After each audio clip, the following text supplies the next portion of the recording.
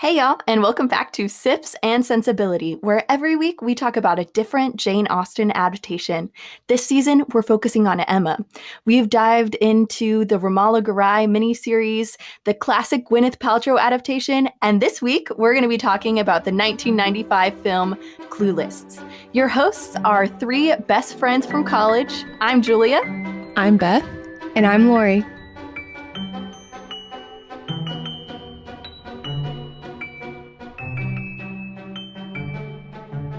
You can rent Clueless on pretty much any movie site where you can rent movies. So if you would like to watch the movie with us, check it out online. So, ladies, without further ado, what you sipping?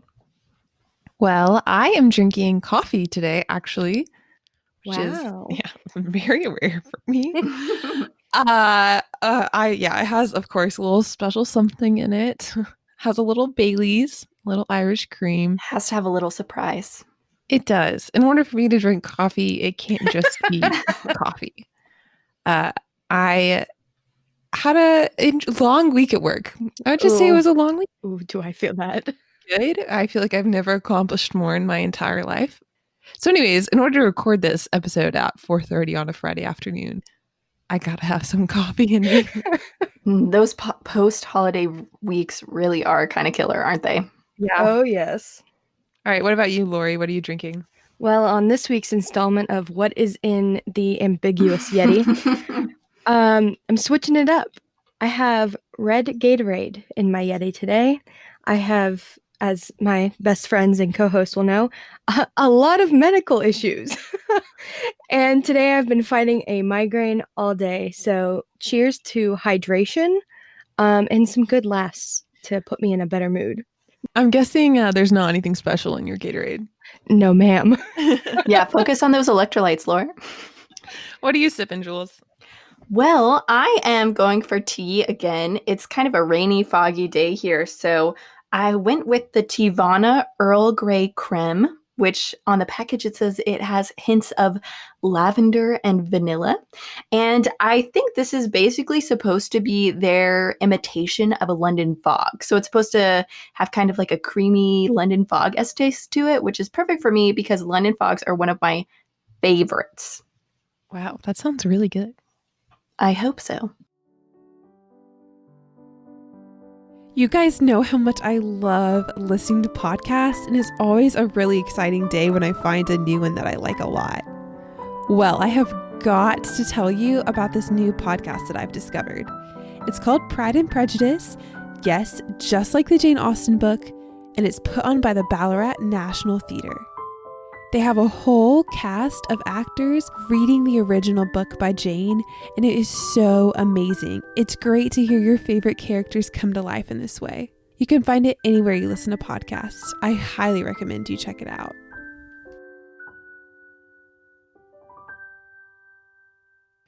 Okay, ladies, so before we dive into our opinions on this adaptation, let's talk about just what Clueless did with Emma. Well, many people are surprised to know that this 1995 iconic film is actually based on Emma.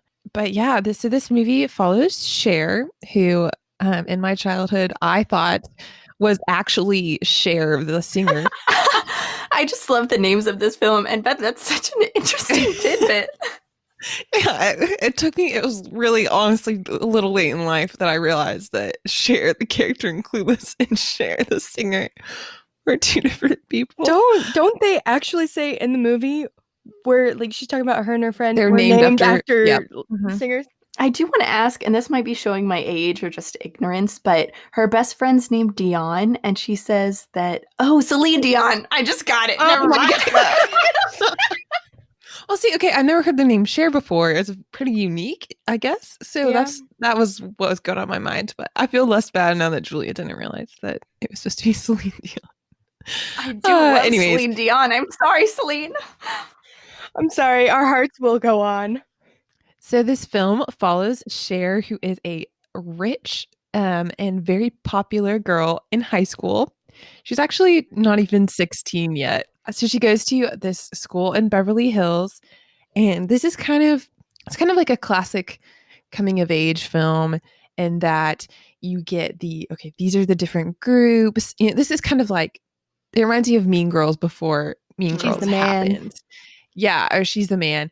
Like, as in Mean Girls, they're all the different social groups, and we see that here in Clueless too. All the cliques. Yes, so many different cliques. You've got the stoners and the popular kids, and just so many different areas. And so it follows Cher and some of her friends. And so Harriet in this adaptation, her name is actually Ty. And so Harriet comes along. She's the new girl in school, and Cher kind of takes her under her wing. And I just feel like it's important to note that Cher is like just the epitome of a Valley girl, basically.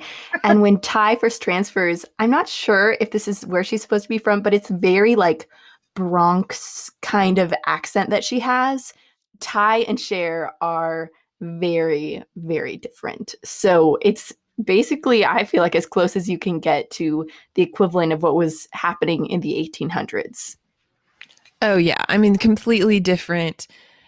Talk about the cliques at school. They would be in completely different cliques, completely different quote unquote levels. And just to illustrate that, Ty at first is drawn to the stoner group, which is basically bottom tier in Cher's mind. Yes, exactly. And so this film follows Cher's adventures with her friend groups. And obviously, it's taking place in the 90s in a high school. And so it's way different than the original text of Emma, and just the setting, the way the relationships work, the dialogue.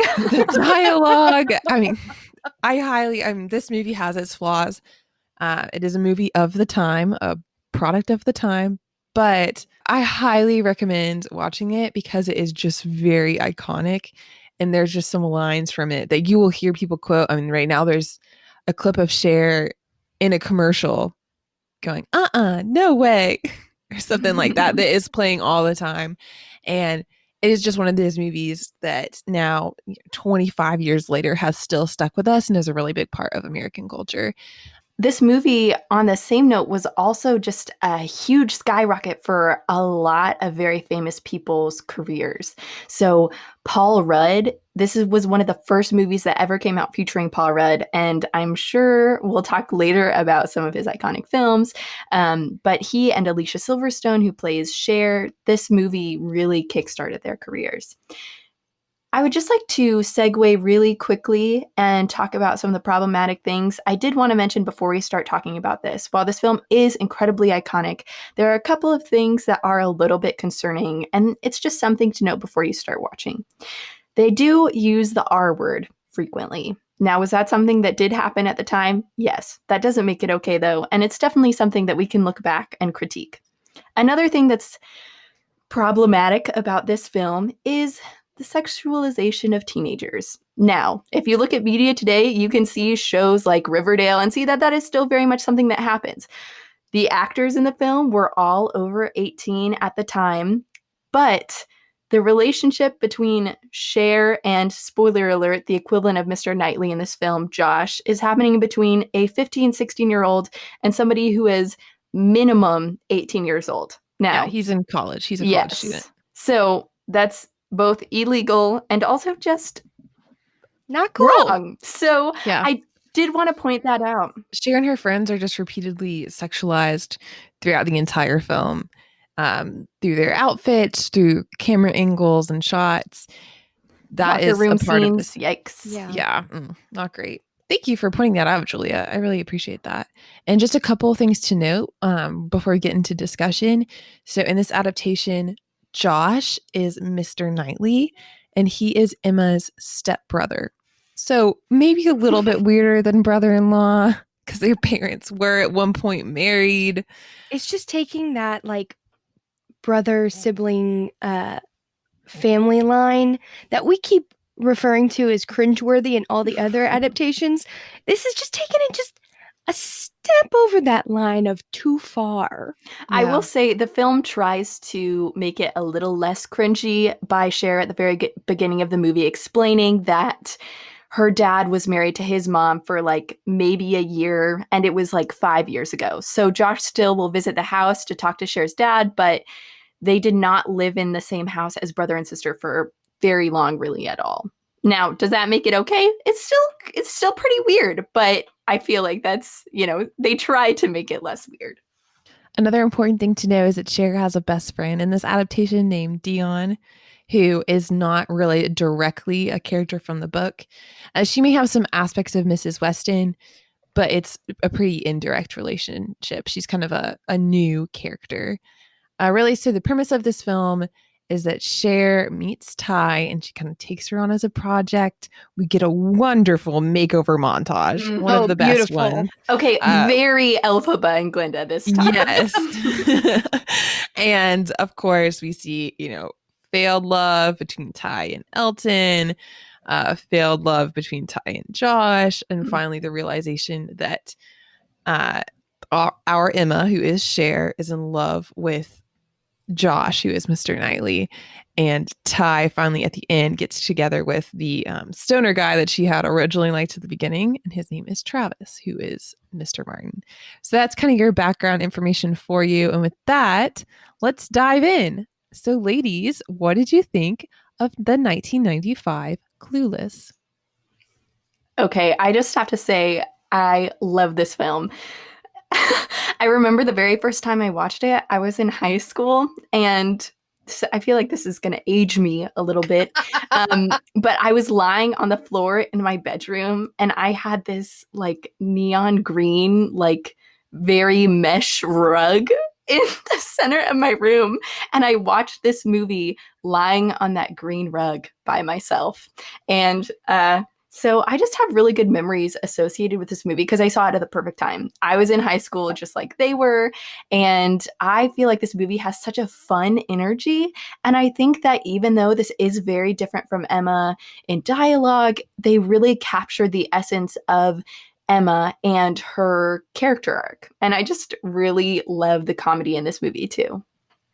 Yeah, I mean, this is probably the fourth or fifth time I've seen Clueless, and I enjoyed it just as much this time as I have all of the other times. It's just kind of a fun and a lot of ways lighthearted film to Mm. enjoy. And I really love the depiction of the 90s. For that, Mhm. it is just so iconic. And we're all 90s kids somewhat, but we were in high school at the time. We missed a lot of the bulk of the We were 90s. babies, so We were We are babies. We were literally customers. 90s babies. And so we missed all of that for the most part. And we don't remember any of it. And so I really like seeing this. I love all of the outfits. Oh, the outfits are so good. Oh, the Fashion. costuming is just incredible. Just all of these amazing costumes and their references, like Cher is saving herself for Luke Perry. And just Oh so my many things like that. Like she talks about Josh and she says he's a real Baldwin. And Yeah. things that are just kind of outdated at this point, but are just still hilarious. They also keep saying like the women are Bettys. Yes, that's my mom. Isn't she a Betty? It's not like I've watched this a couple times or anything. So yeah, overall, I really enjoyed it. What about you, Lori? This was your first viewing, right? Was my first viewing. I have a weird thing with movies in my childhood. You're a clueless virgin. I am a clueless version, but I can drive. Let that be known. Yeah, I had a really weird, selective movie watching as a child. Like I've seen She's the Man, never saw Clueless, never saw Star Wars until I went to Terrible. college, but I've seen every single Harry Potter film. So very weird, eclectic. I don't know what happened to me. And I feel like I'm gonna get some hate for this. So please be gentle with me. I didn't love it. Boo. Oh, You're wrong. Let me explain. So, my personal taste in movies are things blowing up, grand romance. Fast and Furious, Cal. Yeah, Fast and Furious, Pirates of the Caribbean, all of the Avengers, Marvel, Star Wars. You get the gist of what I like. A In 90s, classic yeah, romance. Yeah. classic I was like, do romance, you even like Jane Austen? historical Who are you? romances, I think None are the of those asterisks on really. that. Like Christmas romance, like all the Christmas movies right now, like Blech. Holiday. I can't. I can't.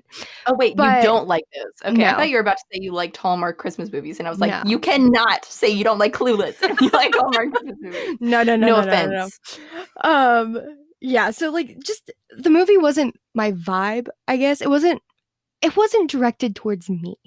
I will say, I feel like if this movie doesn't have the nostalgia of watching it when you're younger, That's true. it's hard to go back and watch movies about high school when you're so far removed from that era. So honestly, do I agree with your opinion? No. Do I understand it? Yes. Thank you. You're welcome. Well, on Rotten Tomatoes, this movie actually got an 82 from the critics and a 76 from the audience. So it's pretty on par with what we were saying. You know, overall, it was mainly liked. Maybe there were some people who didn't enjoy it as much. As far as the music and the cinematography and the vibe, I mean, obviously, this had a very strong, iconic 90s vibe, like we mentioned. The Mm. cinematography to me and the music weren't anything super special. I mean, they were indicative of the times. So you had Yeah. some classic 90s music Yeah. and some Rolling with the home. homies. Yeah, some of the party scenes especially you get some of that music in. So, Julia, I know you love a good audiobook. And I know that downloading and purchasing an audiobook can be a pain. So, wouldn't you like them to be, I don't know, free? Yes. Well, the Ballarat National Theater is doing something super cool that, obviously, if you want free things, would entice you. They're creating a full dramatized audiobook of Pride and Prejudice in the form of a podcast. What? So, episode by episode, chapter by chapter, the characters come to life on whatever podcast platform you use. Stitcher, Spotify, Apple Podcasts, you can find it. The best thing, Ballarat has already put on Pride and Prejudice live, and the same actors are reprising their roles for this production, so you know that they know their stuff. That sounds amazing, Lori. So, if you're like Julia and love a good audiobook, or you just want to add some variety to your Jane Austen intake, check out the Ballarat National Theater's podcast. That's Pride and Prejudice by Jane Austen, that's the podcast title, produced by the Ballarat National Theater. All right, ladies, let's discuss the characters. First, we'll start with Cher, who, as we said, is this movie's equivalent of Emma, and she's played by Alicia Silverstone, who most notably went on to play the mom in Diary of a Wimpy Kid. I'm just kidding, Alicia. I'm just kidding. You've done some great things. I will say, in this film, I feel like she sets the stereotype for Valley Girl for like the rest of our entire childhoods. She did a great job, and she is honestly just so beautiful. Mm-hmm. Oh, yeah, she's really beautiful. You know, when we were going back to watch this, I was having trouble remembering. One thing that we've talked about is an endearing quality that Emma has is even though she's young, she's such a great caretaker.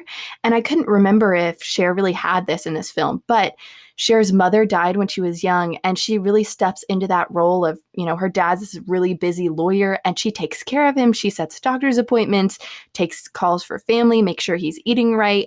And so even though she is so young, she still very much has that role of kind of the lady of the house. And I was really impressed with the way they adapted that for the 90s and for her age. And I also feel like that still makes her an endearing character, that even with all of her kind of snootiness and materialism, she is so caring towards her father. Yeah, I appreciated that too. I think they did a pretty good job translating her. I think that's hard for Yeah. this, but I liked a lot of things about Cher. I mean, obviously, she's pretty silly and a little superficial. I mean, you can tell that you're in the mind of a high school teenage girl, but still, there are some things that I like that make her seem like a little more, I don't know, I guess mature is the right word. But so she's talking about the high school boys and how they dress and how they act. She's like, no, what's like, why is Dion dating a high school boy? You know, you should date a college boy or someone older. Like she is already, wants to be kind of above that silliness, the unwashed hair and the backwards baseball cap and all of that. And there's just little nuggets of wisdom throughout the whole time that are from her that's just I mean, it's ridiculous, but at the same time, like it's kind of sweet. Like when she's doing the disaster relief thing, and she brings out her skis, Yeah. and her dad is like, "I don't think they're gonna need your skis," and she's like, "Dad, some people lost all their belongings. Don't you think that includes athletic equipment?" And she's right. I loved that moment. It's Yeah. ridiculous, but she's right. Her heart's in the right place. Yeah, even we get kind of an almost Mrs. Weston, Mr. Weston matchup when Cher is pairing two of her teachers together. And at first, it starts out from kind of a selfish place. She's doing this to try and get her grades boosted. And honestly, there's just an absolutely hilarious sequence where the entire school keeps applauding her and patting her on the back because all of their grades are going up because these two teachers are happy, which is so funny. But you can see through those sequences that she and Dion, as they're watching the two teachers fall in love, are genuinely so happy for them. So even though maybe it didn't start from the best place, she's doing it out of a good place. Which, may I just say, that male teacher, he is the guy from Princess Bride. Yes, Yeah. Wallace Shawn. Mm-hmm. My favorite characteristic about Cher is how bad of a driver she is. All right. Well, now let's discuss that stepbrother slash love interest of Cher's, Mr. Knightley, who in this film is named Josh, who's played by the illustrious Paul Rudd. Now, I'm sure all of you know who Paul Rudd is. He played Mike Hannigan in Friends. He was Ant-Man in the film Ant-Man. And he's just been in like so many different things. So this was really his first breakout film, and I think that's really cool. He was actually 30 when this was filmed, which if you guys have just watched this, he looks so young. The man doesn't age. Yeah, I was just going to say, it's so funny because I've always said, oh, wow, the illustrious and beautiful Paul Rudd, the man who doesn't age. But in this, you can definitely tell. I mean, he looks a lot younger, but at the same time, he also looks the same. Hey, that's what happens when you're not problematic. That's true. Oh, it's true. It's very true. So Josh in this film is a college kid, and Cher is kind of the silly high schooler. He thinks she's totally materialistic, and he's the kind of prototypical intellectual college hippie. And it's so funny because she has all these lines where she calls him granola breath and makes fun of the way he dresses. Like she thinks he's such this huge hippie because he likes the environment. But when you look at Paul Rudd's character, yes, he is considering environmental law, but he is not a hippie at all. And I just think it's so funny. But Josh is definitely that pseudo intellectual type. There's even one hilarious moment where Cher's been like watching TV or jazzercising or something. Oh, I yes. don't know. And he's sitting by the pool and like I want to say it's like a black turtleneck and these like tiny little classic 90s sunglasses reading Nietzsche. And I thought that was so funny and existential. He's also dressed like that. Like he's dressed significantly. The way he's dressed sets him apart from all of the teenagers in the film. Like he looks older and wiser. Mhm. And so it is kind of weird they end up pairing them together. You know, I do like them as a couple, age difference aside. Barring the illegal. But, yeah, but it is really weird that he's like this sophisticated college man. But I mean, there's a huge age difference in the book. It's just a lot different when she's modern times and she's 15 years old. Yeah, I think a lot of things. Oh, I mean, we've been looking at Emma through modern eyes anyway, but it's a lot different when the adaptation is really slapping you with the reality of those age differences. You're just kind of like, ooh, maybe not in 2020. This is a little weird. I will say there's some really cute Paul Rudd and Cher, or I guess Josh and Cher moments at the end of the film when they're at the wedding of the two teachers. Mm-hmm. And there's just, he says, hey, there's a $200 pool going to see whose girl catches the bouquet. And then she just kind of presses her forehead against him and their faces are really close together. And she says, it's in the bag. And it's so cute. It is so cute. I just love it. We don't get a ton of scenes of them interacting as a couple. And so I really liked that one. May I just say, a betting pool on whose girlfriend will catch a bouquet is such a college-age boy thing to do. I also really loved there was a moment where it's basically kind of the equivalent of the Weston's Ball, but very different in this instance. Cher is going to a college party with Christian, who is this version of Frank Churchill. And she walks down the stairs, and Paul Rudd is just like, what are you wearing? Like, he doesn't say that, but you can tell he's concerned Calvin for Klein says it's a dress. but he tells her dad he is working on some law stuff with him, helping him out. And he's like, I'm going to go make sure she doesn't get into any trouble, and just like follows her to the dance just to check in with her. Cher's best friend Ty, who's Harriet, tags along. Nobody's inviting her to dance. So then Paul Rudd and Ty have a very dorky, cute dance together. And I thought that was a pretty sweet moment too. Just like kind of the protective older brother kindness showing through. Yeah, his nice, that kind, nice guy Mm-hmm. Yeah. quality. That I mean, that's really strong in him. That he kind of is channeling from Knightley. He also has this really great moment too where Cher is the whole movie. Her dad's working on a really big case, and he has a bunch of lawyers coming over to help him at different points. And at one point, Cher wants to help him because she's going through her big change it, where she's trying to become a better person. And he asks her to do this one specific thing. So later in the movie, it cuts to Cher and Josh are helping one of her dad's employees, and he gets mad. And Cher figures out she's not been doing what he wanted correctly, and he yells at her. And then Josh sticks up for her, and he was like, hey, she was just trying to help, she's just a kid, kind of calls him out for being so rude when it really wasn't Cher's fault, it was his fault. And I thought that was a really sweet moment too, just watching him like stick up for her. So now that we've gushed about Josh, let's talk about this movie's Harriet, who, as we've said, her name's Ty, and she's played by Brittany Murphy.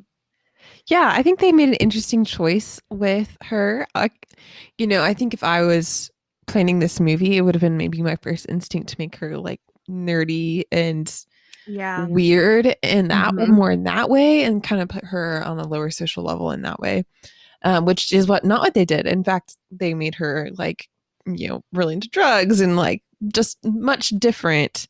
I think it's hilarious when she says, "Oh, I'm not a virgin." Like she They're so just, shocked.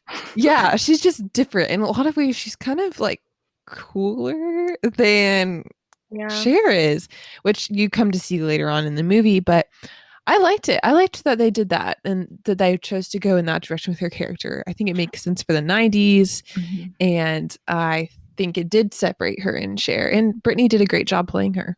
And I also think that it's just such a perfect take from what the original novel is trying to do, because what Emma is always trying to do to Harriet is elevate her status. She's trying to make her more refined so that people don't question who her dad was, because no one knows where she came from. So she's like, social standing, you need to be top tier, you need to be refined. And so for them, instead of just having Ty be nerdy and Cher giving her a makeover, they're like, okay, Cher is trying to help Ty elevate her status by not doing drugs. And yes, of course, there's a makeover, but she's trying to elevate her status. And like, Cher's kind of has like, she's very pure, I guess, for a high school student in the area that she's in. And she's trying to kind of help Ty have that unattainable, angelic kind of quality that Cher has. Does that make sense? Yeah, Yeah. it really reminds me of My Fair Lady. That idea of taking someone who's lower, who has kind of a strong accent and elevating them to a higher society, a higher level in social standing. Mm. I also love Brittany Murphy just did such a great job. Her heartbreak when Elton rejects her, just the way that she cried over him. They're sitting at a restaurant, and she was just so convincing. Um, She was a really good actress. Like she did this well. I remember there's actually one iconic line that I just wish I could, oh my gosh, I relate to it so hard. Cher and Dion are trying to make Ty feel better. So they say, "Oh, you're too good for him." And she says with tears in her eyes, "If I'm too good for him, why am I not with him?" And Oh, I was like, "Oh my gosh, relatable." Because that's what everybody always says to girls when they don't get the guy. And that is every girl's real thought. If I am too good for him, why aren't we together? Yeah. So, poor yeah, Ty. because if I'm too good for him, then I'd be the one shooting him down, Also, I just right? remember Like that's the line of thought. there's another moment where so Ty keeps referencing back this song that she and Elton sang to. And it's so funny because when you watch the movie, what happens is Ty gets hurt at a party and the character Elton is helping her out and he's trying to make sure she doesn't have a concussion. So he's like, sing along to the song with me. And it's literally like 3 seconds. They say, "Rolling with the homies," and that's it. And Ty's like, "Oh, it's our song, it's our song." So that song comes on in the restaurant when they're all together, and Ty's like, "Oh, it's our song." And I thought that was so funny. They just capture the mind of a teenage girl so well. They did. Yeah, they did a great job making her like teenagery and her emotions and all of that. And Brittany did do a good job. I feel like, you know, before she passed away, she was in a lot of movies, and I feel like Mm. I've seen her in a lot. And she kind of disappeared into this character. Like I didn't feel like I was watching Brittany Murphy, who I feel like I know pretty well as an actress. Mm. You know, I felt like she was really Ty, and that was really the character, and it came through really strong.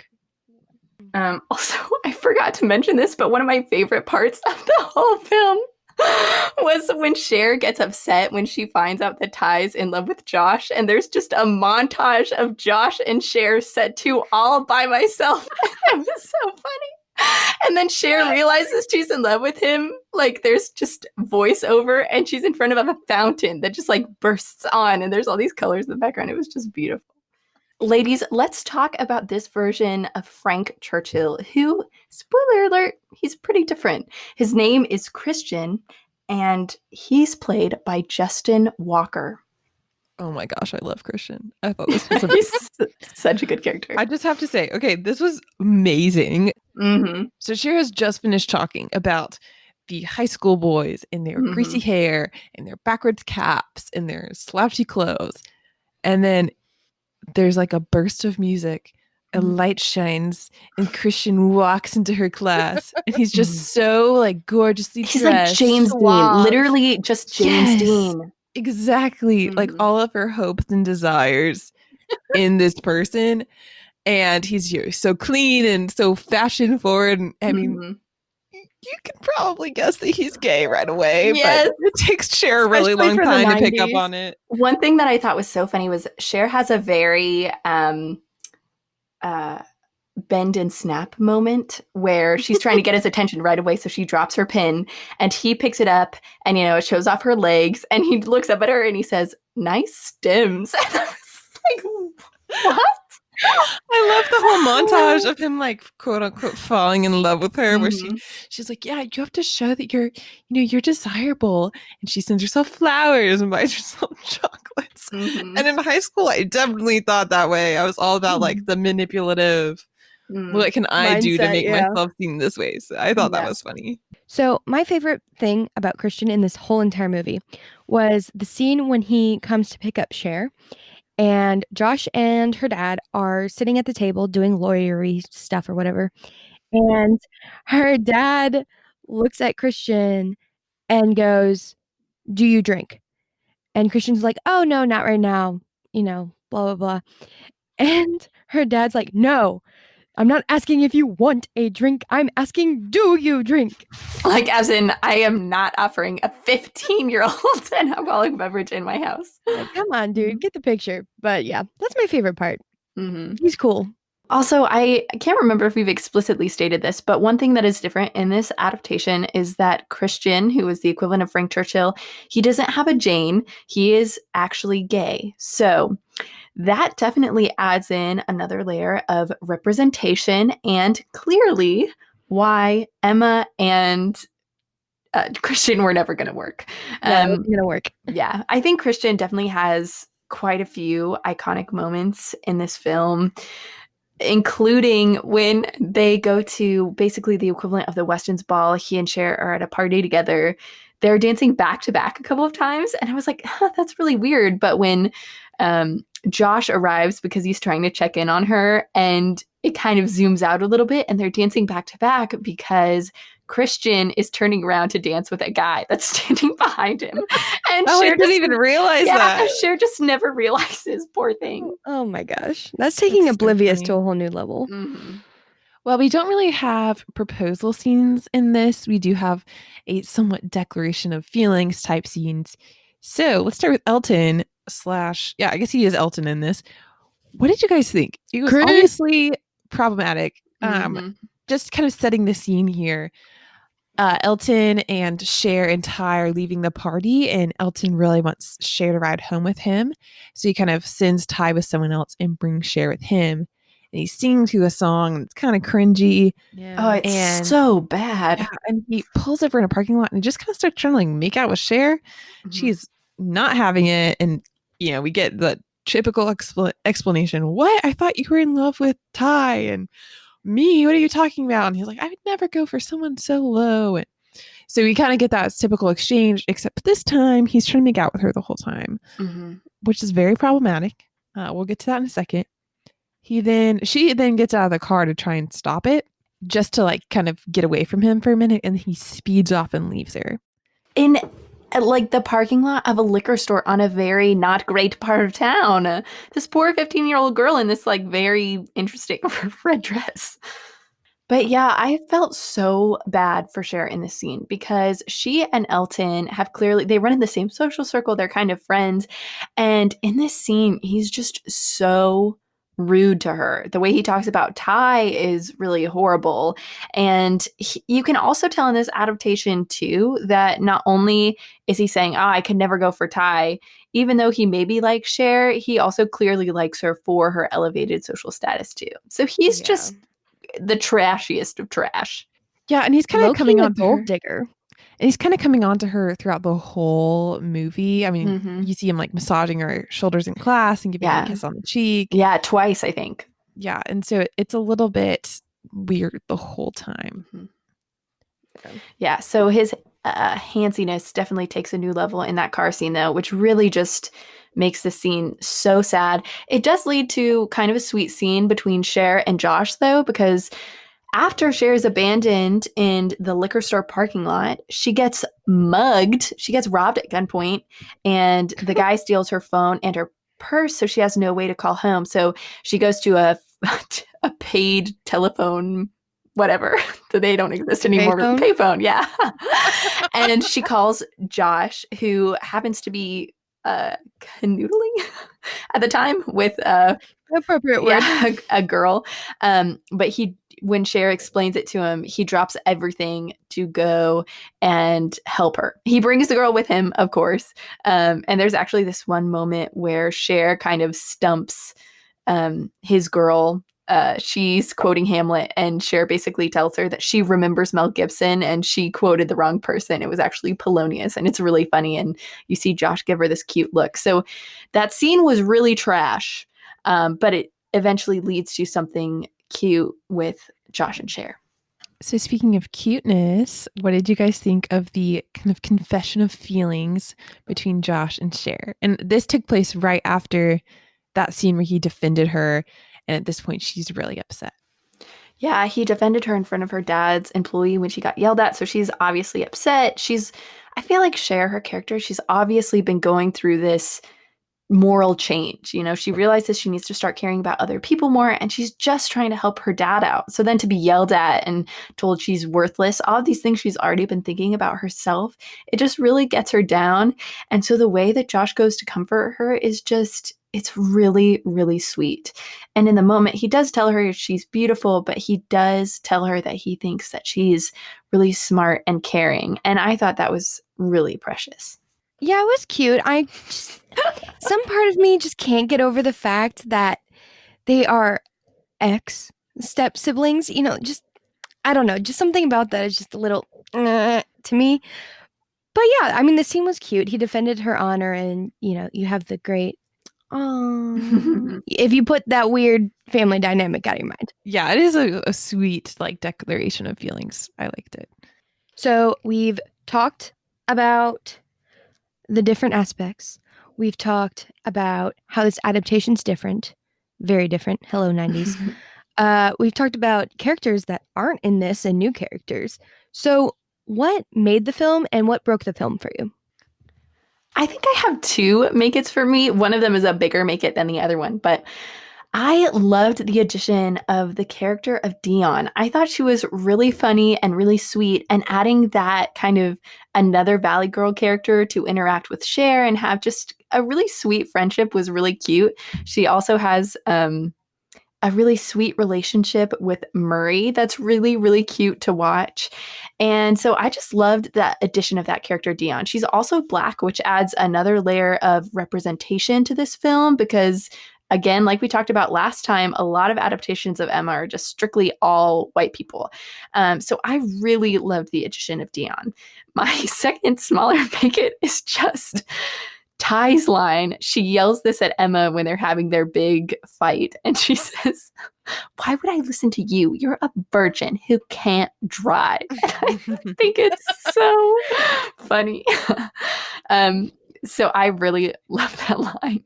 I think it's like my most quoted line from the film. I don't actually say it to anyone, just like the air. But and I think the break it for me was just the sexualization of teenagers. That's really it. Other than that, I really liked the movie. Yeah, so my make it is definitely the costuming. I thought it was incredible. And Cher's cool little Mm. computer thing where she can plan her outfits and see what she looks like in them is, Mm. goals. So I just really loved that part and just loved the fashion in the movie. My break it is kind of silly and small, but it's important to me. I watched this before I was in high school, I think, and there are a lot of movies like this that just kind of set unrealistic expectations for what high school is like. Every early 2000s. Yes. And so my break it is definitely how unrealistic the portrayal of high schoolers and high school life is like. Because Mm-hmm. looking back on it as someone who's now very far removed from being in high school, it's nothing like that at Yeah, all. I feel like the second I got past Senior Prom, I was like, well, now I know all of it was a lie. Yep, it I've is. reached the final stage, and I can say, I think I'm gonna start with my break it and then go into my make it. Ooh.